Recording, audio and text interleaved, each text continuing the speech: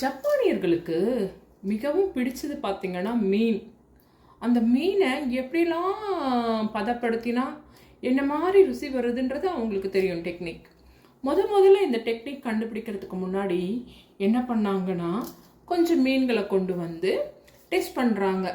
அந்த மாதிரி சாப்பிட கொடுக்குறாங்க, அதை சமைச்சு கொடுக்குறாங்க.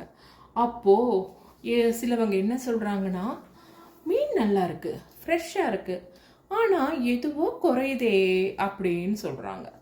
அப்புறம் ஒரு நாள் என்ன ஆகிடுறது, திருப்பியும் நெக்ஸ்ட் ட்ரிப்பு போயிட்டு வேறு மாதிரி ஒரு ஐஸ் எல்லாம் போட்டு அதை பதப்படுத்தி நல்லா அப்படியே பிடிச்சது உயிரோடவே இருக்கிற மாதிரி அப்படியே கொண்டு வராங்க. அப்பவும் பார்த்தீங்கன்னா அதனோட டேஸ்ட் ஏதோ டிஃபர் ஆகுது, இல்லை இது ஏதோ டிஃபர் ஆகுது அப்படின்ட்டு.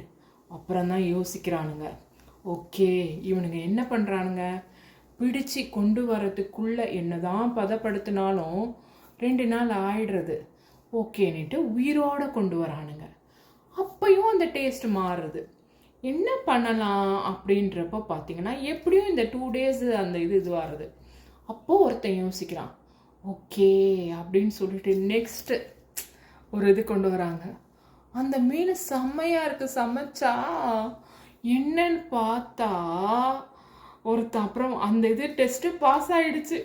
எல்லாரும் திருப்தியான ஒரு இதுதான் கொடுத்தாங்க, சூப்பர் சூப்பர் சூப்பர்னிட்டு. அப்போ தான் ஒருத்தன் சொல்கிறான், அதாவது அந்த மீன்களை பிடிச்சு கொண்டு வரப்ப அது அப்படியே அமைதியாகிடுது இல்லையா, கடலில் இருக்கிறப்போ அது அப்படியே உயிருக்கு எந்த நேரமும் பயந்துட்டே தானே ஓடிட்டுருக்கோம். ஏதாவது ஒரு பெரிய மீன் அது சாப்பிட வரும், அது உயிருக்கு பயந்து ஓடிட்டே தானே இருக்கும். இவனுக்கு 2 நாள் கொண்டு வரப்போ அது அமைதி ஆகிடுதுல்ல, ஒரு பாக்ஸ்லையா போட்டு ஒரு கண்டெய்னர்லையா போட்டு தானே கொண்டு வரானுங்க. அப்போ அது அமைதி ஆகிடுது. அமைதி ஆகிறப்போ அதனோட ஹார்மோன்ஸ் மாதிரி நம்மளுக்கு அதுங்களுக்கு ஒரு இது மாறி அந்த டேஸ்ட் இல்லாமல் போயிடுது. அதே ஒரு சொரா 2 போட்டானுங்களாம். போட்டப்போ அந்த சொரா போய் பிடிக்க அதுங்க எந்த நேரமும் தவிச்சுக்கிட்டே இருந்ததே, அந்த மீன் நல்லா இருக்கு. இதன் மூலிமா என்னன்னா, வாழ்க்கையில் போராட்டம் வரத்தான் செய்யும், வென்று போயிட்டே இருந்தாதான் அது சுவாரஸ்யம்.